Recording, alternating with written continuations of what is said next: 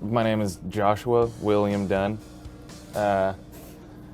It's also known as Spooky Jim on Twitter. It's like an alternate. It's like my real personality is on Twitter, Spooky Jim, and then I got like my other name. I play in a band with my best friend in the whole world, Tyler Robert Joseph, and we're in Los Angeles right now. We're in Chinatown, and shooting a music video for a new song of ours called "Tearing My Heart." So we're in Chinatown in LA, and it's kind of like in the center of this like little. It's actually kind of a crazy environment, and there's these like little Chinese markets and restaurants and all these like very traditional things. So we're playing in the center of this thing, facing each other, and there's kind of people walking all around, kind of between us and around us and by us, and as if we kind of like really don't belong there, or it's almost like we don't even exist in a way. So just kind of going about their lives. But it's interesting that the different people, and I think Tyler and I both get easily distracted sometimes. So we'll be playing, kind of just watch somebody walk by and just look at them. It's fun to people watch, and especially in kind of a foreign place that's in your home, I guess. So it's kind of just it's a really interesting atmosphere and vibe that was like just really fun to play. And I've always kind of wanted to just pull out my drums and play in some public area. While kind of like shooting this thing, some people would walk by and be like, "Oh, are these guys performing?" And we're like, no, you can't even. The way that my drums are for a music video are actually like completely muted and silent, so you really can't even hear anything, or at least it just sounds really bad, which is interesting. And then some people just kind of like walked in and walked through, just got people off the street, which was also fun. And you don't know who's gonna walk up and walk through. But yeah, it was a cool experience. So Tyler and I have been friends for probably 5 or 6 years, I think, and we've been playing together for like 4 years. And I remember the first time we ever met. I knew that I wanted to play music with that guy, and I think we've all ever since we hung out the first time, we just have kind of been on the same exact page on everything and every decision. Or whatever idea he comes up with or I come up with, always just kind of agree. And so on stage, just because it's just two of us, I find that I just I feed off his energy so much, and I think he feeds off of mine, and we kind of just it's a cool dynamic, something that I look forward to every night when we play. So getting to play kind of facing each other, I think just actually kind of increases the energy and feeding off of each other a little bit more, because we're just right there, and it's just I don't know, it's really entertaining and kind of fun for me to be just hitting as hard as I can and watching him just go for it as hard as he can too, and it's fun. Well, I will say it's a weird thing to write a second album or a second kind of public album, or album that's kind of out there, that's on a platform that's we didn't kind of just put out ourselves. And at this point I feel like a lot of expectation from many different kinds of people, whether it's fans that have kind of been around since the beginning, including our families. We always try and impress our families and our close friends, or at least try and get them to hopefully like it. Or it's people that we work with on more of a professional level, maybe a label or whatever that is, and in some ways balancing the kind of wants from both of the different sides of things. And then there's also the whole concept of radio, that's just a scary concept, and you never want to write something that you feel is not you, because there's this whole, the idea or the conversation of putting a song on the radio. But in some ways you want to be able to find a good medium of a song that maybe is good enough to go on the radio or people think is cool that they would want to play on the radio. That's still authentic.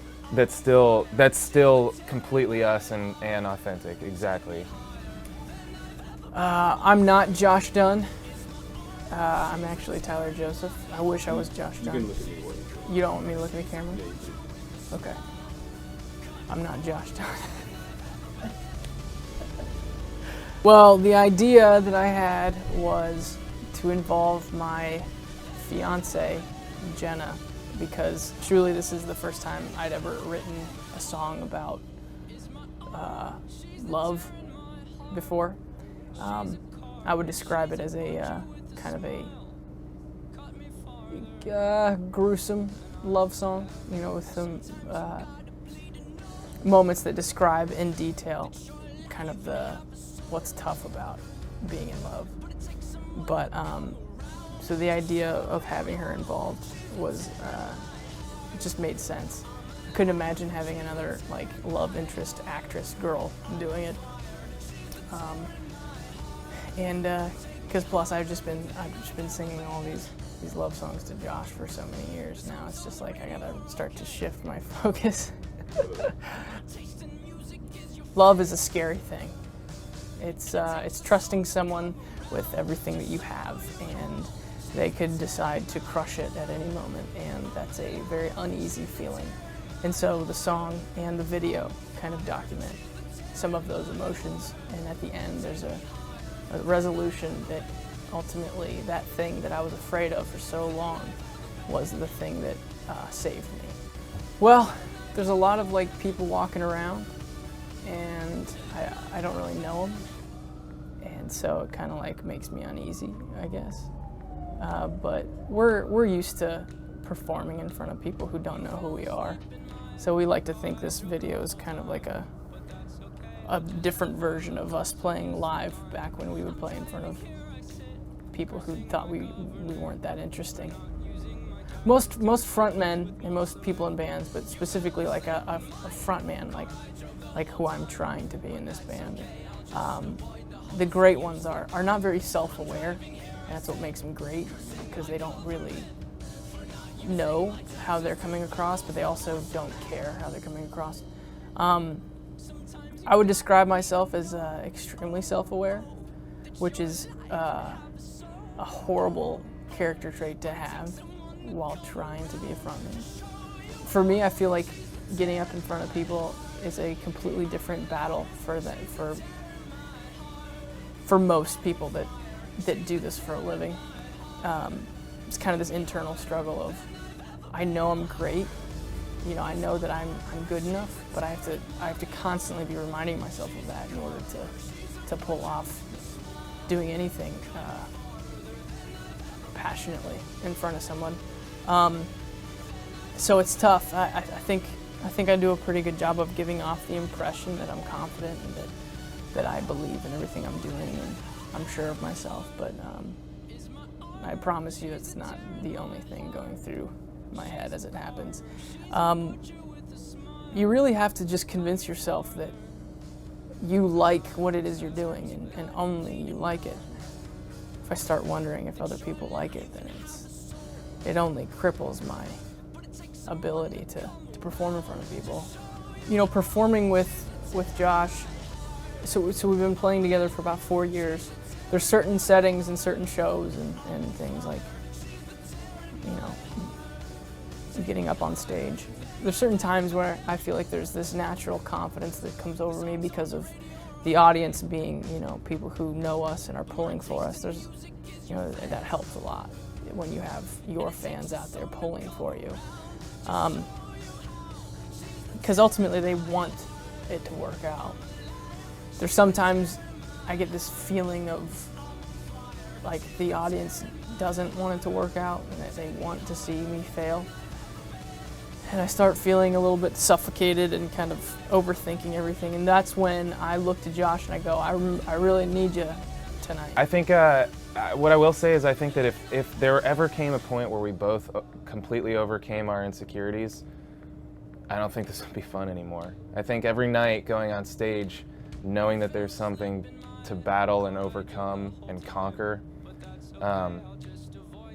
that's what makes it fun. If I go and see somebody, an artist on stage who walks out and is completely over all the crazy battles and challenges internally, it shows, and you can see that, you know, it's kind of just a motion that they go through, a routine. And I do think that we both also possess confidence in what we do, so I don't think insecurity should necessarily be a code name for not confident or whatever. But there's a balance, and I think that going out there, for me, sitting behind my drums and knowing that my dude Tyler's over here makes me feel very confident in our show, and I think that we both feel that way. But that doesn't mean that there's not internal battles going on constantly within both of us. So it's kind of just, you know, it's a balance of conquering those while holding on to our confidence in what we've created and what we've done and what these, you know, people have made it and bought into and resonated with. And it's kind of it's an amazing kind of whirlwind of different feelings every night or every day when I wake up and think about what this is or what this could be or what, you know, what could happen.